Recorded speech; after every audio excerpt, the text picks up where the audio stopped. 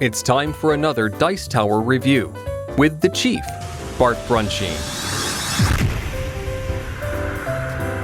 Hey, it's the Chief from the Dice Tower. Today we're talking about D-Day Tarawa. The designer's John Butterfield. This is a game from Decision Games. And Butterfield has done RAF, a solitaire game in the past. He was very influential on Ambush. And in line with this same system, he did D-Day at Omaha Beach. It plays 2 to 8 hours. This is a diceless system. It comes with several different kind of scenarios, little starter scenarios. And for those that don't know what Tarawa was, November 43, the 21st, I believe, the Marines assault, their very first real heavy beach assault on an island that was in the, I think they call it like the mid-Pacific.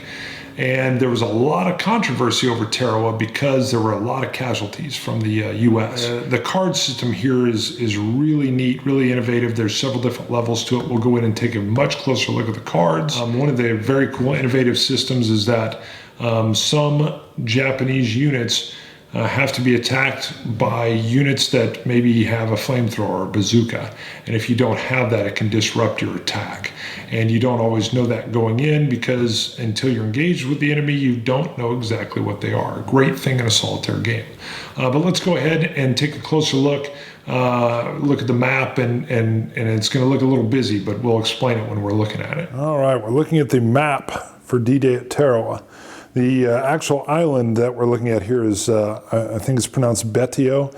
Tarawa was the whole atoll, which had several different islands, but this is where the battle occurred. There's kind of 3 different battle things that are going to be going on in this map. You're going to have troops taking Amtraks or tracked little boats that can climb over the historically correct coral reef, and they can ferry the troops right into the beach and sometimes even slightly inland. You'll also be dealing with the fact that due to a very weird tide system where only twice during the month the sun and the moon will actually pull against each other, and they create like a null tide, so that they expected the tides to change and rise up so that the heavier landing craft could cross over the coral reef and take the troops right to shore. It didn't happen. The troops had to, in most cases, exit right on this coral reef and wade through 4 to 5 foot deep water by 300 yards, 400 yards, all the time under fire. Brutal. The game does a great job of showing how the gators, which there are not enough of them, that are smaller tracked vehicles, were able to climb over and take the troops in. And they kept trying to come back and help out, but they slowly get knocked out. So you'll have little gators ferrying units into the beaches. You'll have other units wading through the water very slowly under fire the whole time. You'll have coastal defenses with the Japanese. Everything's going to be randomly set up. They're flipped over and you kind of seed them in. And then you're also going to have a phase where you're going to be fighting inland. The game does have systems that break this up into kind of like a grand campaign or smaller little campaign issues, which is nice. One thing you are getting, just to show, cover the box, you can kind of see where these guys are having to wade in. Literally right here is the same little, this was like a dock or a gangplank or whatever that would go all the way out to the coral reef because the Japanese on the island had to, deal with these weird tides and the coral reef as well. This is a simulation of the D-Day invasion. It's diceless, which is very interesting. It is traditional in its rule book, which is the typical, 6.34, and then you may need to refer to, 8.44. That's in reference to a certain type of attack. Now, I'm going to tell you, I like that in my war games. It makes everything very easily referenced. This game is not super complex, but it's complex enough that being able to, find the turn sequence rules and then have a specific rule referenced that deals with close combat is something that I had to do on a few occasions, and you can simply turn to the page. It makes it very easy to find everything in the rule book. That being said, if you do not like the traditional war games, you are not going to like this. even with this new kind of diceless system. Talking about the diceless system, I'm going to pan up. You're going to see this deck of cards here. That's what you're going to be using for everything in the randomizer in here. And this track right along here is a very nice turn order track that's going to walk you through everything you have to do. I'm going to talk briefly about that, and then I'm going to cover just some of the things. Stuka Joe does a 45-minute playthrough. Please go watch that. This is not a playthrough. This is just me showing you what this game is. So real quick, a turn's going to be your landing phase. You're going to be using the top portion of the cards, and you're going to be moving your LVTs or your troops in the water, and you're going to try to be getting them at least up to the beach, if not a little bit inland. You're then going to do an event phase, which is just going to be the events that are listed per whatever turn you're in this area. You'll read it, do what it says. Once you've completed that, you're going to go to the Japanese turn phase. The Japanese turn phase is going to use these symbols here, telling you that these are the colored Japanese forces that are going to be attacking. Those colors will be based on whatever units are in matching colored areas here. I'm not zoomed in, but the solid circles, which I'll show you in a bit, are going to be intense fire. And then you have these like nuclear, partially colored circles that show you just steady fire. After the Japanese units have done their turn, you'll then, depending on the turn, you may have another event card, but then you'll go into your Americans phase turn. On your turn, you can move, you can attack, you can engage in close combat. There's a chart that's going to tell you based on, do you have this? Yes, then you do this. Do you have the right weapon? Is there a depth marker? What's your strength versus the Japanese strength, vice versa? And it's going to then send you just kind of through a flow chart of what's going to happen. And then you'll determine if you need to reshuffle your cards. If you don't, you'll just start another turn and it just flows through. All right, now right off, my counters are going to be driving the grognards crazy. Do you see these little tabs? When you punch these counters out, they leave like hanging chads behind. And some OCD wargamers can't stand those, and they will go in with clippers, toenail clippers or whatever, and they will clip the edges off so they're round. You've got your strength. So if there was a loss, this is at its 4th strength. If it were to take a hit, I would simply flip it over and you'd see the 3. I know this isn't the matching unit here because you got the unit designation at the top, but for the second and then the final phase, there's actually another counter that has the green stripe. So I've already referenced, but up top, you've actually got the designation of the real historical unit. As you come around the side down over here, this is the actual arrival turn and location that the unit will show up in. So it'll tell you which, coral area or which beach they're headed to. You then come around down to these little numbers down here. The 7 in this case is the attack strength, and the number 2 is the range that they can fire at. Now you're going to see over here, all they have is a 3. The 3 is just simply the range in this case. They don't actually show the attack strength. These little symbols, these little circles and the triangle here, they're actually a target symbol. During the Japanese phase of their turn, you'll flip a card and the card will show symbols, and it tells you what units are actually going to be attacked, randomly by the Japanese. You've got the NATO system, so these are both infantry units. Also on the back of the counter, it'll show you what this infantry unit would be carrying. So this is the Browning automatic rifle. They would have a bazooka, and they would have demolitions. The key is there are some Japanese units, they're hidden before you attack them, and they'll require that the unit have certain weapons, a flamethrower if they're in a bunker or whatnot, or a bazooka or demolition satchel charges. In the very first phase of the turn, you have the LVT, which is a landing vehicle track landing check card. What you're going to do is you will have taken your units that are designated to be on a certain, whatever, red beach 3, and I'm setting this up randomly. I'm not following the rules, just so I can show you. And it's going to have this LVT with it. You can see the arrows telling you which hex facing it's going to have. And you'll have multiple of these down 3 different main beaches. Now I'm going to show you all of these cards at once. Let me actually pan out just a little bit. You're going to be checking along this very top row that I've exposed on all of these. You're not going to be worried about anything down below. And I wanted to show you a bunch of them. For this vehicle, you would just turn over one. But I want to show you here you would have a drift one to the right. So if that had happened, he would simply drift one hex over to the right, and it would move him on, on his design path. The next thing you're looking at is the actual U is for the units that are inside the vehicle. And you're going to see it's got 4 pips. That means that they're not reduced. This guy has 4. He hasn't been reduced any. And then the landing craft itself has 2 pips, and it wasn't reduced at all, so it didn't take any real casualties on its way in.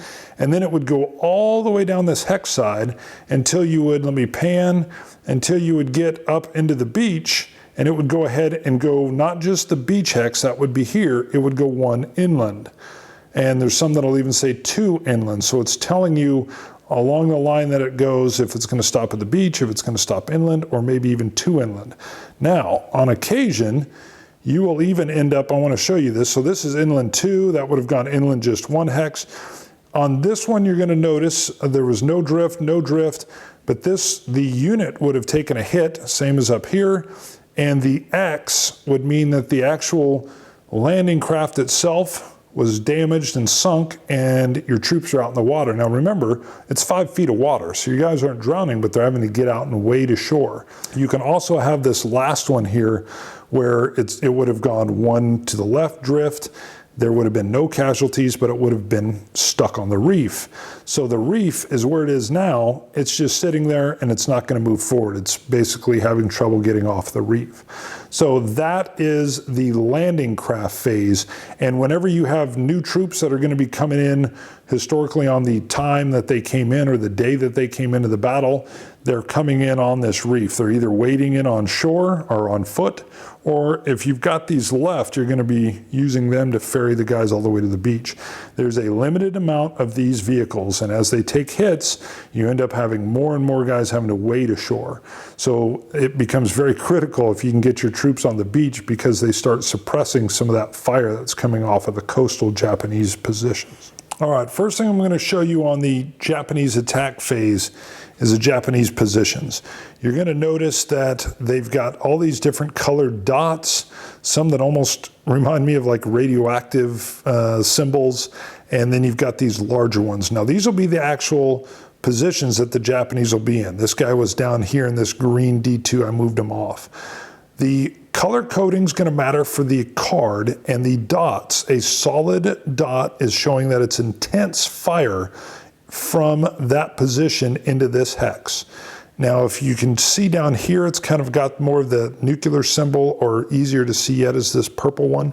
That means it's steady fire. So you'd still be under fire from, in other words, if you were in this hex, the purple one's firing in on you, or if you're on this beach here, you're taking fire right on the beach, but you're kind of under cover from this little, I forget what they call them. They were like logs, and the guys could hide under, but you're still under fire. So what you're paying attention to is it intense fire, steady fire, and then they even have fire arcs that go out into the water areas to show you their fields of fire. But just pay attention, purple, greens, there's blues. You can see all the intense fire around this one. And that's what I'm going to be referencing when we go look at the cards. So here we have the actual card showing which Japanese units will fire. Every Japanese unit that's on a purple space, a red space, as long as they have what's called a depth marker with them, meaning they're a little stronger, same deal with the yellow. These little symbols here just go into more detail on infiltration and different things that can happen. Units that don't have the depth marker will not be able to fire. And if there's that solid colored dot that an American unit is on, they are fired upon and they're hit. Now, if it's one of those nuclear symbols that I was showing you, they look like nuclear symbols to me, then in order to be hit by a steady fire, the unit would have to have the matching diamond symbol, or like the triangle. When it's your turn to move the Marine forces, you have some options. You can simply do some moves, attacks, barrage, but your attacks are basically done off of a chart, and you're just going to reference Do you have X? If you do, then yes, go to here. If no, then go to this and read this. Sometimes if you have this, you may need to have a little subcategory, or what does it line up here? Do you have this? And then it tells you, if the unit's reduced or if it's destroyed, or I don't know. I fell a little flat for me here. It works beautifully well, but it just wasn't nearly as engaging for me. Now, this comes from a guy that loves B-17, and it's all charts all the time. To me, it just pulled me out of the theme a little bit. But again, I can't explain why that doesn't happen in B-17 when it's chart after chart after chart. So to each their own. Another solid game from John Butterfield. Again, those that don't know, he did RAF, and of course, this system here is straight from the D-Day at Omaha Beach game that he did. And I still love him from his Ambush days. Hello, Ambush. Specific about this game, decision games, I'm not very happy with the counters. It took me a long time just to get them punched out. I tore a couple of them. I had to get out an X-Acto knife to work on them. The counters in this game remind me of the counters I used to use in 1980. They're just old school, and they weren't cut very well. Decision games, please work on that. I'm not saying everything's got to be chromed. The map's gorgeous. I love the whole look of Tarawa in and of itself. It's done well. It looks a little busy when you're first glancing at it because of the solitaire system and all the different little colored circles and semi-colored circles that are on the map.